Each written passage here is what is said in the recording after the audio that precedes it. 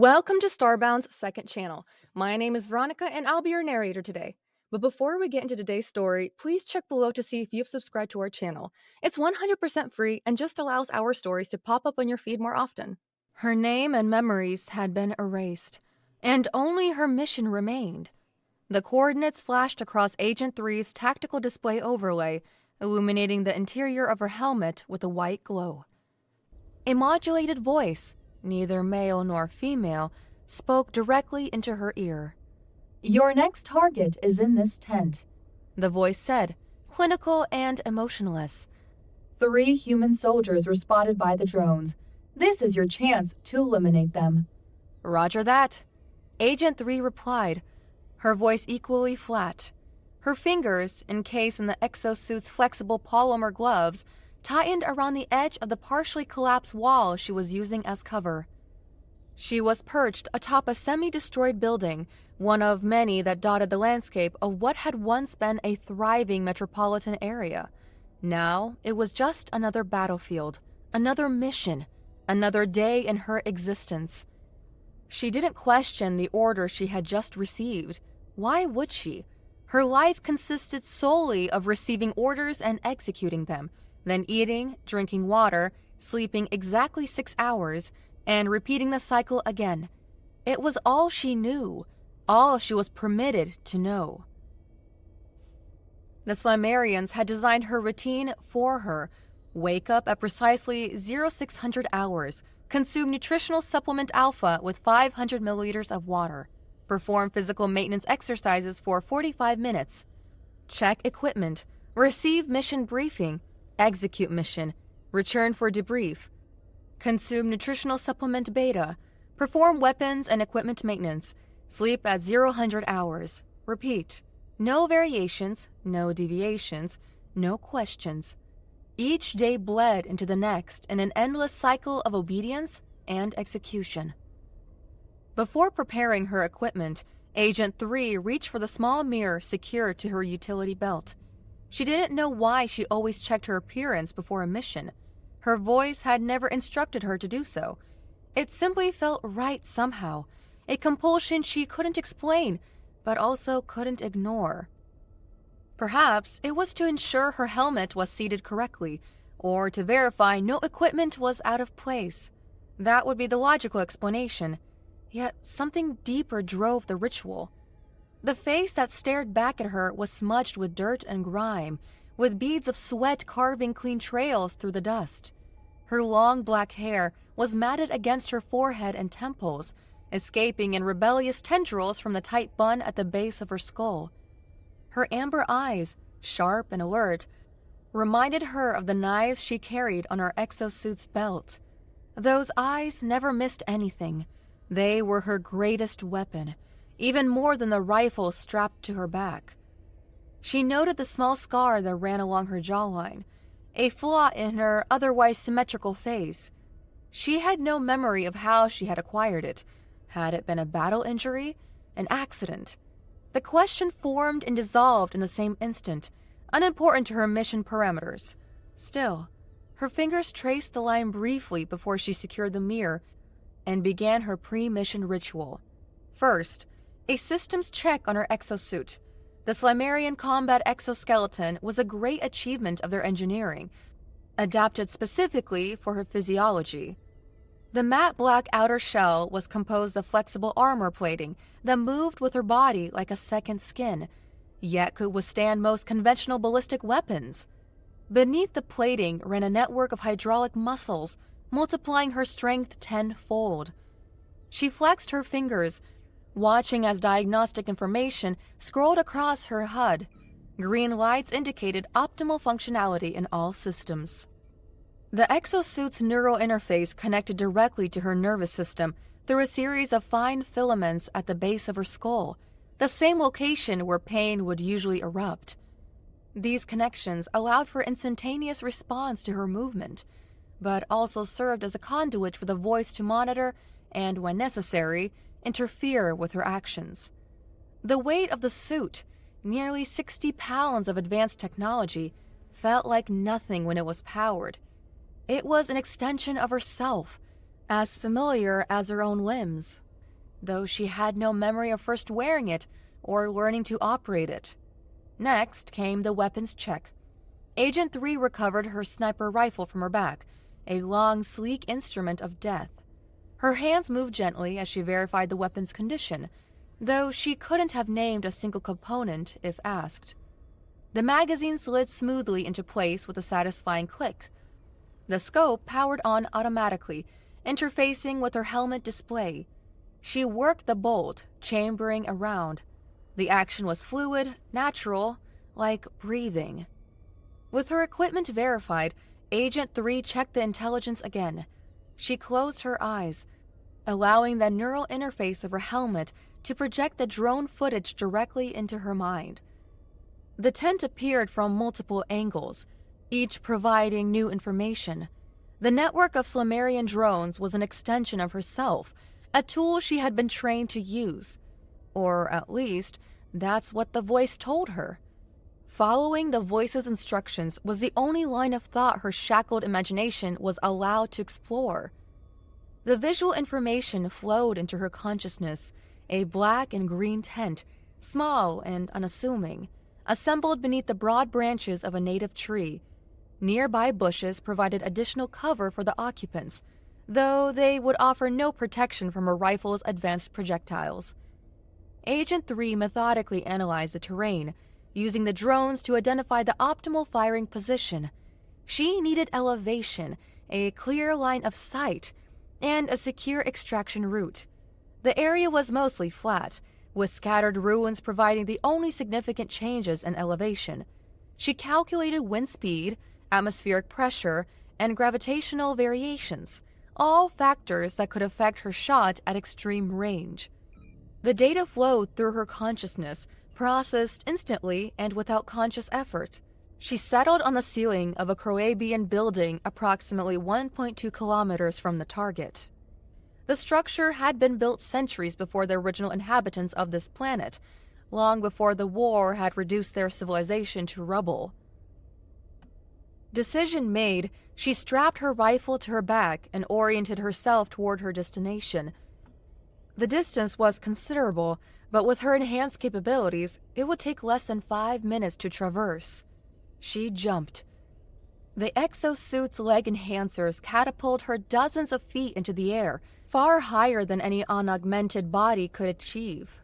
The sensation of weightlessness gripped her for a moment before gravity reasserted itself.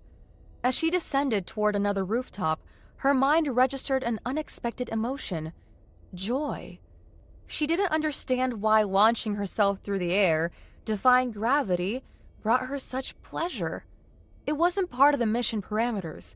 It wasn't relevant to her objective. Yet there it was, a spark of something inexplicable lighting up neural pathways that should have remained dormant. She landed where she wanted and immediately launched herself toward the next building. Each jump brought the same burst of inexplicable satisfaction. Gravity and the uneven terrain meant nothing to her. Rooftop to rooftop, she advanced toward the targets. The suit's impacted absorbers negated the shock of each landing, converting kinetic energy back into the system to enhance her next leap. Mid-flight between two structures, Agent 3 did something unprecedented. In an action that felt simultaneously logical and forbidden, she lifted her helmet's visor. The gentle breeze caressed her face, cooling her sweat-slicked skin. The sensation was pleasant. Her mind registered no tactical advantage to this action, yet she had performed it anyway. A small furrow appeared between her brows, the closest she came to questioning her own behavior. The visor snapped back into place as she continued her approach. Through a series of calculated jumps, she left the ruins of the Croatian city behind, entering the less densely populated outskirts. The landscape changed from urban debris to scattered vegetation, hardly plants that had survived the ecological disruption of planetary warfare.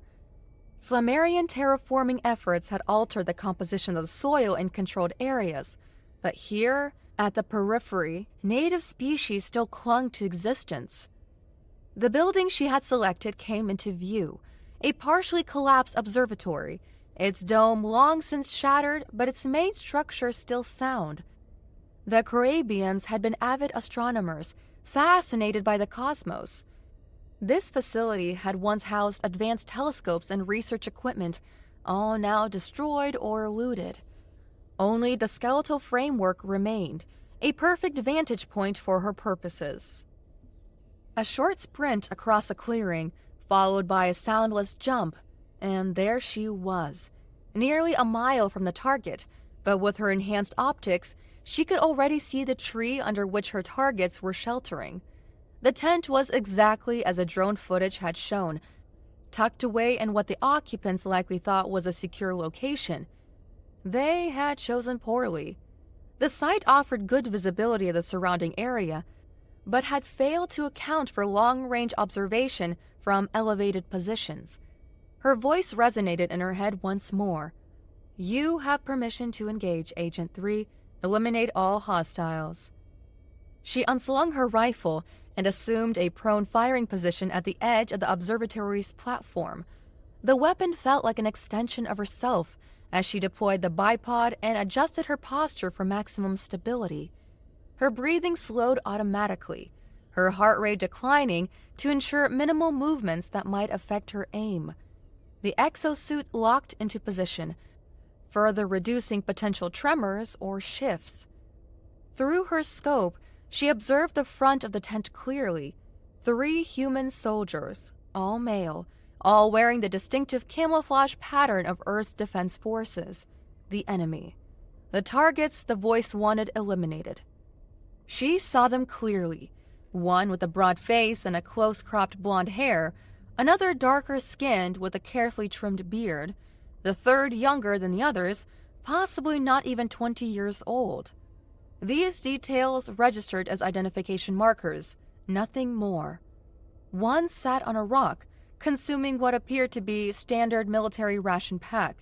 His posture was relaxed, legs stretched out before him, rifle leaning against the rock with easy reach but not in hand. He laughed at something, tossing a packet to his companion. Another lounged at the tent entrance, his back against a supply crate, helmet off and resting beside him. He was speaking, gesturing with his hands to emphasize whatever story he was telling. A thin scar ran across his left cheek, similar to the one Agent 3 had noted on her own face earlier. The third paced the perimeter, more alert than his companions, but still relaxed. Clearly not expecting danger this far from the front lines. He paused occasionally to join the conversation, his young face animated. At one point, all 3 erupted in laughter, a moment of camaraderie in the midst of a war. Agent 3 aligned her crosshairs with the chest of the eating soldier, the easiest target. Her finger rested lightly on the trigger, applying just enough pressure to take up the slack. The targeting system calculated the shot automatically, accounting for distance, wind, and movement. The probability of success displayed in the corner of her vision, 99.7%. A guaranteed kill. Yet she didn't fire. Her heart was beating faster than normal, not slower as her training would dictate. A thin sheen of sweat formed on her palms, despite the suit's environmental controls.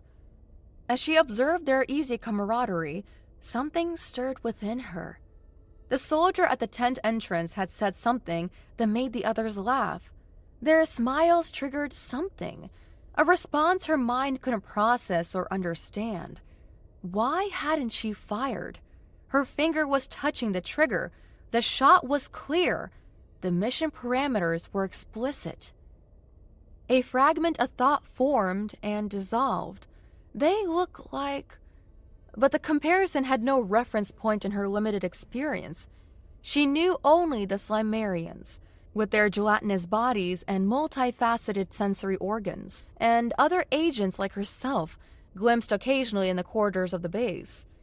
These men were clearly enemies. The voice had identified them as such. Yet something in their humanity resonated with her in a way she couldn't articulate. "Agent 3, why are you hesitating?" The voice cut through her confusion like a knife. "You are displaying anomalous behavior. Why are you different today? You are taking too long." The voice had never questioned her before, had never needed to. She had always executed her missions as told, without hesitation or error.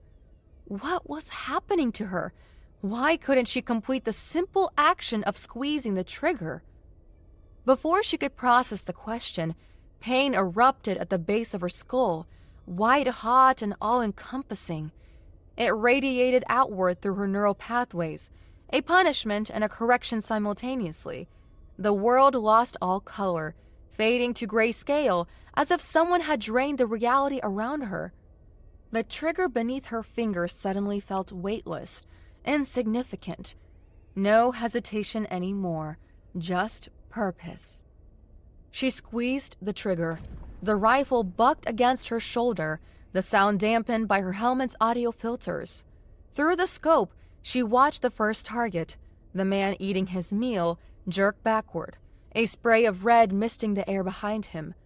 The high-velocity round had entered through his chest and exited his back, creating a shock wave that damaged surrounding tissue beyond repair. His limbs went slack, the ration pack falling from nerveless fingers. Before his companions could fully register what had happened, Agent 3 had already reacquired her sight picture on the second target. The man at the tent entrance had begun to react, his relaxed posture suddenly tense, his eyes widening in shock and confusion. His hand moved toward his weapon, but the movement was futile, too slow to save him. He only managed a half rise before Agent 3 pulled the trigger again. The round caught him in the chest, throwing him backward into the tent's fabric wall. The third soldier, the young one, reacted with commendable speed, diving behind the tent for cover. In a conventional engagement, this might have bought him some precious seconds. Against Limerian technology, it was meaningless. The network of drones gave her all the information she needed, displaying it on her tactical overlay. She could see him clearly despite the physical barrier, his crouched form rendered in reds and oranges against the cooler background.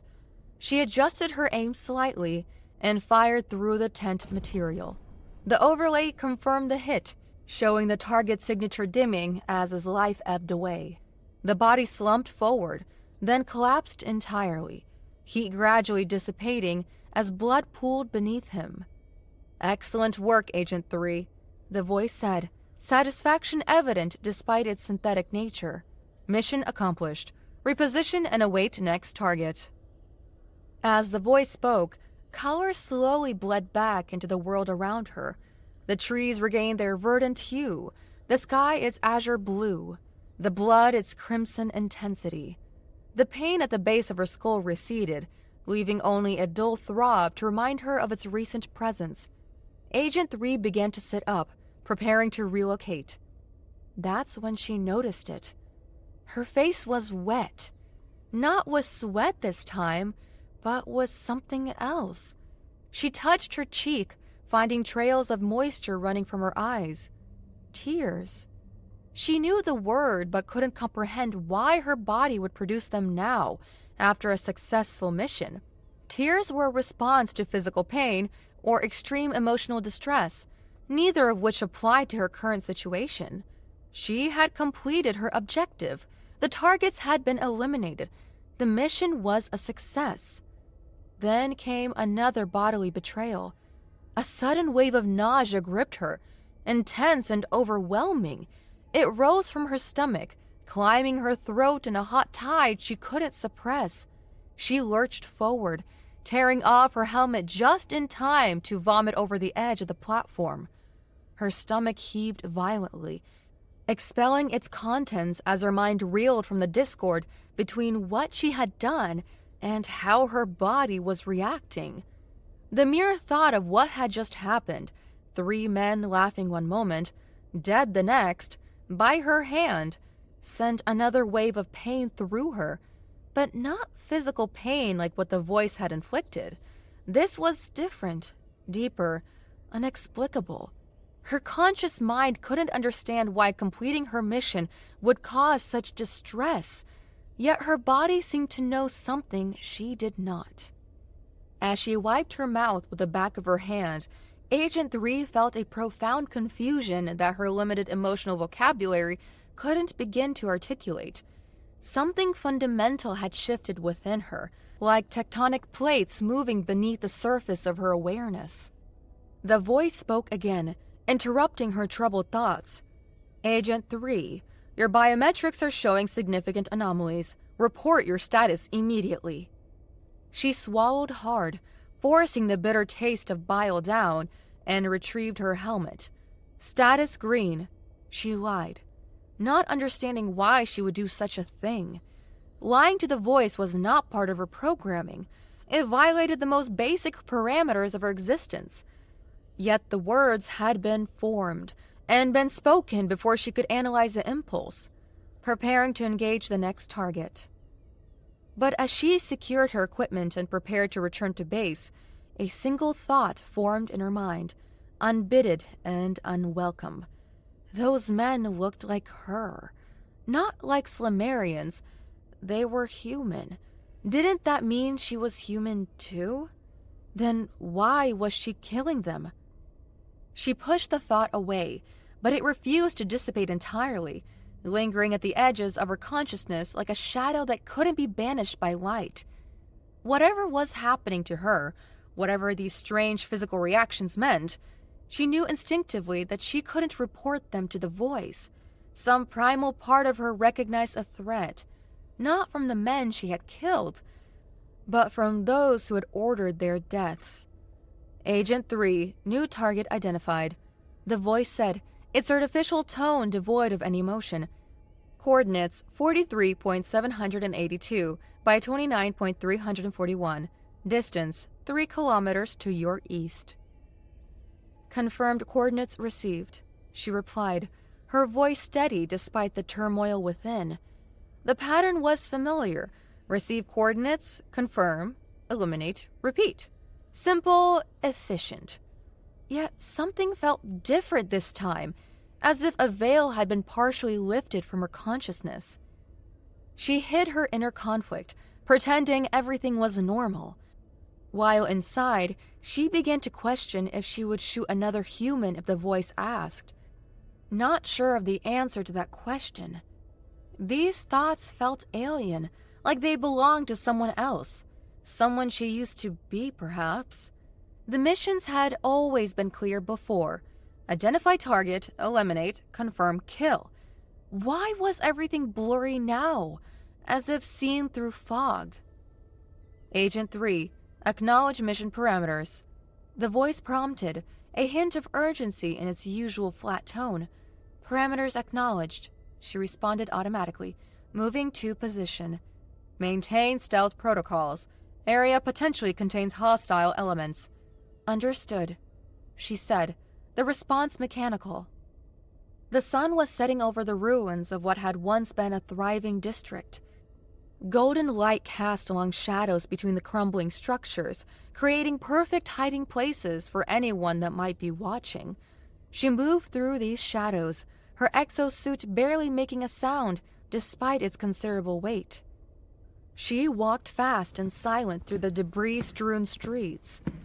Broken glass and twisted metal crunched under her boots, but she moved under stealth, each step calculated for minimal sound. The coordinates took her to the base of a building, a half-collapsed structure that still reached toward the sky like a broken finger. Twisted rebar jutted from concrete wounds, and most of the windows had been blown out long ago. Only a few glinted in the dying light, like teardrops on the face of a corpse. She knew what she was supposed to do without being told, and she jumped, the exosuit propelling her upward with controlled force. The artificial muscles in her legs compressed, then released with calculated energy, sending her soaring 4 stories up. She caught a ledge with her fingertips, strengthened by the suit's exoskeleton, pulling herself up in one fluid motion. Finding a suitable vantage point on the 4th floor, she positioned herself at a window with an unrestricted view to every side of the battlefield. The crumbling concrete provided adequate cover. Nobody would spot her unless they knew exactly where to look. Position acquired, she reported, awaiting target details. Your target will be the occupants of a vessel, the voice informed her. Ship type C-17 medical transport, ETA to landing zone precisely 2 minutes. Bearing 078 degrees from your position. Medical transport? She questioned before she could stop herself, a frown forming on her face. There was a brief pause before the voice replied.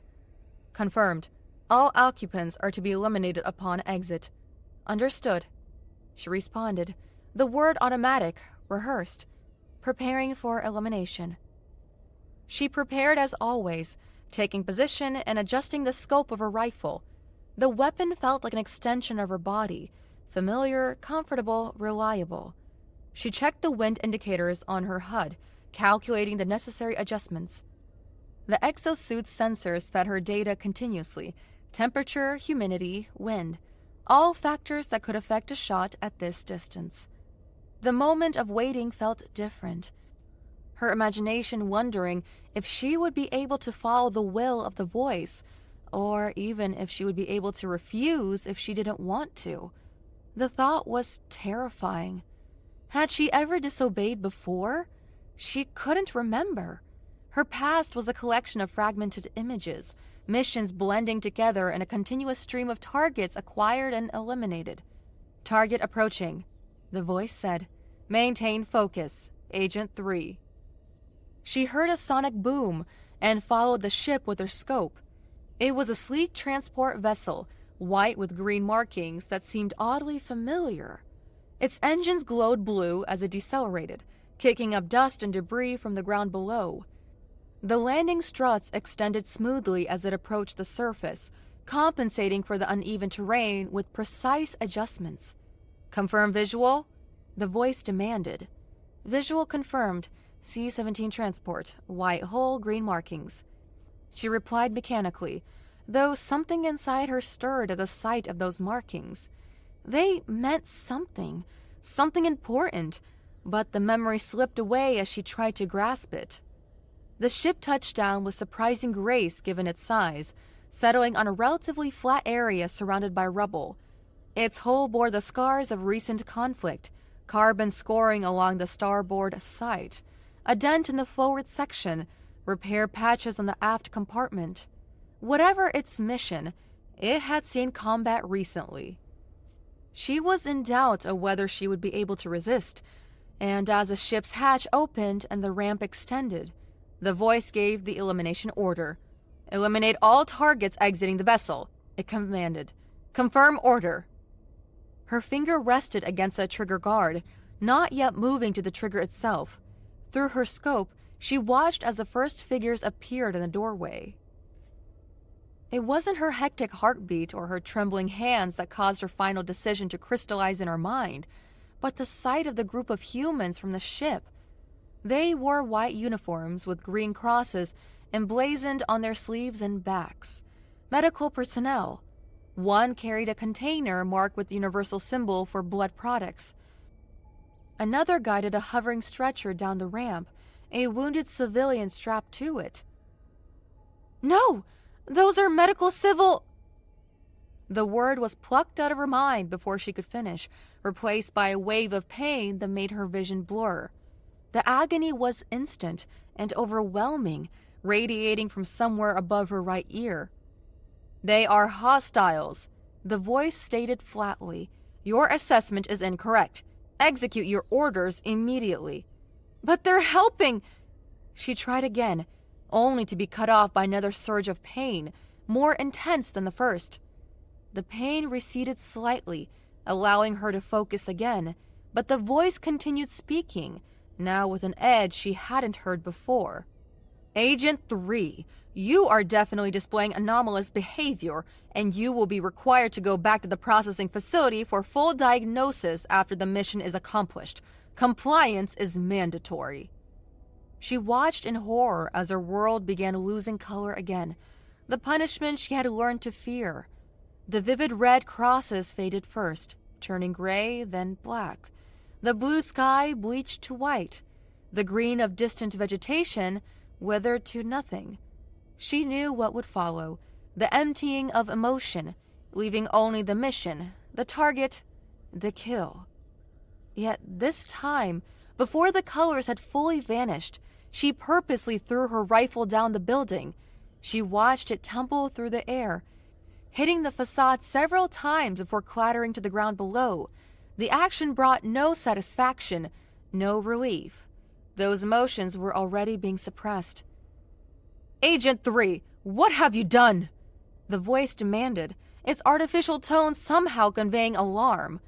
"Retrieve your weapon immediately." Her world lost all color completely, and the voice complained, ordering her to get the rifle back. When she stood motionless, even in her state of emotionlessness, the voice lost its calm, accusing her of being defective. "Agent 3, you are malfunctioning," it stated, the words clipped and harsh. "We will recover you for second memory cleaning. Return to the extraction point immediately." "Memory cleaning," she repeated, the words hollow in her emotionless state. The words triggered a flashback in her mind, bringing memories from a white room where she was struggling on a stretcher, a Slamarian doctor staring at her with that gelatinous face, its antenna swaying from side to side as it spoke about an implant. "The subject continues to resist despite increased neurosuppression," the alien had said, its voice bubbling through translators. "Recommended full memory wipe and reimplanting of control node. Previously identity fragments must be completely eradicated." "Proceed with level 4 cleansing," another voice had responded. "Subject is valuable asset. Maximum retention of combat skills required." She returned to the present, even though the colors were still being suppressed. She made a decision, an almost emotionless decision, but one that felt so right despite knowing the voice wouldn't like it. The logical part of her mind, the only part still functioning under the suppression, calculated that the source of the voice's control must be physical, tangible, something that could be removed. She got a knife from her belt and stared at it for a moment. The blade was monomolecular, designed to slice through almost anything. "Agent 3, what are you doing?" the voice asked, a note of concern creeping into its artificial tone. The voice began to say she wasn't supposed to do anything, that her only order was to await extraction, but she didn't listen. "Agent 3, this is your final warning. Stand down and await extraction," the voice commanded. "You require maintenance." She concentrated on the exact spot on her skull that was causing pain and decisively raised the tip of the knife, pointing it at the spot above her ear. She could feel a small bump there, something that didn't belong, something foreign. The voice rose in volume, almost frantic now. "You will die! This will never work! You are supposed to—" Yet it was cut off when the knife cut through her skull, the pain spreading across her body. The agony was blinding, white-hot, consuming everything. She felt the blade connect with something metallic, then a small electrical discharge that made her muscles spasm. Blood ran warm down her neck, soaking into her collar. "Critical system error," the voice said, distorted and fading. "Neural link compromise." Then silence. Blessed silence. She felt worry for a moment, genuine fear that she had cut too deep. But the silence in her head and the returning colors told her she hadn't. The world bloomed back into vibrant life around her, the green crosses vivid against the white uniforms, the blue sky intense above, the green of distant plants rich and vital. She extracted something small and metallic from the wound, letting it fall to the floor. A control implant, now useless. The true peace only lasted a few moments. However, when suddenly a lifetime of memories returned to her at once, so vast in comparison to those of the previous months, but so incredibly lighter. She remembered her name, her rank, her mission. She remembered being Captain Barbara Bohr of the Allied Forces Reconnaissance Division. She remembered being captured during a covert operation 6 months ago. She remembered fighting as they strapped her down. The Slimerians injecting her with something that made her muscles go limp. "You will serve us now," the lead Slimerian had bubbled through his translator. "We were losing the war until we understood that your kind makes excellent weapons when properly programmed." Tears flowed down her face, but they didn't last. The wound above her ear throbbed, but the pain was clean, honest, not like the artificial agony the implant had caused. She wiped the blood with her sleeve, then checked the systems on her exosuit. Everything operational. The neural interface was separate from the control implant. "I'm Barbara Bohr," she said to herself, her voice strange to her own ears after so long. "And I know what to do now." In the Slimerian outpost, formerly a human military bunker, Blobber repeatedly tried to connect with Agent 3. Its gelatinous form moved with the darkening colors, the equivalent of frustration in its species, as it manipulated the control console with its pseudopods. "Signal lost. Attempting to reestablish connection," Blobber said, his voice bubbling through the translator, attached to its upper body. There were 2 other Slimerians close to it, unarmed operators whose bodies were more transparent than Blobber's, indicating their junior status. They moved nervously. Their antennae shook in agitation. "We lost her! She must be dead!" the first operator said, its body rippling as it spoke. "The chances that she had damaged the implant without damaging her brain were low. Statistics analysis suggests cerebral hemorrhage is the most probable outcome." "Perhaps we should activate Agent 5, suggested the second operator. The human female was showing signs of degrading compliance even before this incident. Blobber was not convinced, his antennae rigid with disagreement. That individual was different. It insisted, continuing to work the controls. She didn't need assistance in her aim, and she never failed any mission before today. Her capability rating exceeded all other agents. "Handler Blobber," the first operator began. "The protocols clearly state that when an agent goes rogue..." The operator's body exploded mid-sentence, splattering the room with translucent biological matter. Blobber and the other operator took cover in moments, sliding behind consoles as a shot through the wall got the operator right behind Blobber, who got splashed with his bodily fluids. Slimerian vital fluid dripped from the equipment and walls, giving off the characteristic ammonia smell of their species. Blobber's antenna quivered in terror as it compressed its body into the smallest possible shape, trying to hide behind a control panel. The outpost communication system activated, and Agent 3's voice was broadcasted through all speakers, yet she addressed Blobber directly. "I know where you are, and I could have killed you already, but no, that would be too easy." The voice was cold, precise, and chillingly human in its emotional clarity. "I'm getting the table salt. Stay right there."